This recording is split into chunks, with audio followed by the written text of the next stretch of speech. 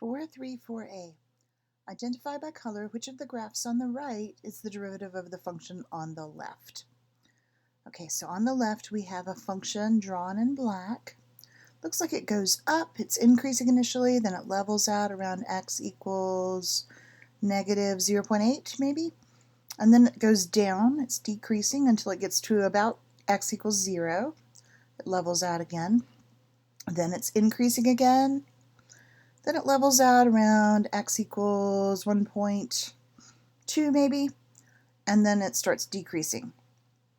So remember that the derivative is the slope of the tangent line. And the derivative is going to be positive if the function is increasing. So I would expect positive derivatives everywhere that this function is increasing. So since it starts off by increasing, I'm looking for a graph on the right that starts out above the x-axis because that would be a positive number graph.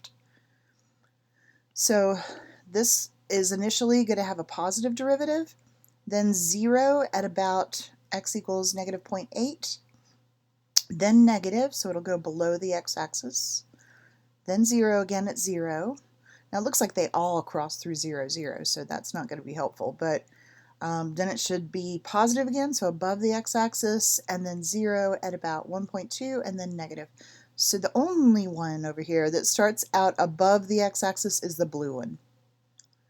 It's above the x-axis, it's 0 at about negative 0.8, then it goes below, so that means it's negative, and then the values here are positive because it's above the x-axis between x equals 0 and x equals about 1.2, and then it crosses the x-axis at about 1.2, and then it's negative. So it seems to match up perfectly with the positives and negatives of the graph, so the blue graph is going to be the answer.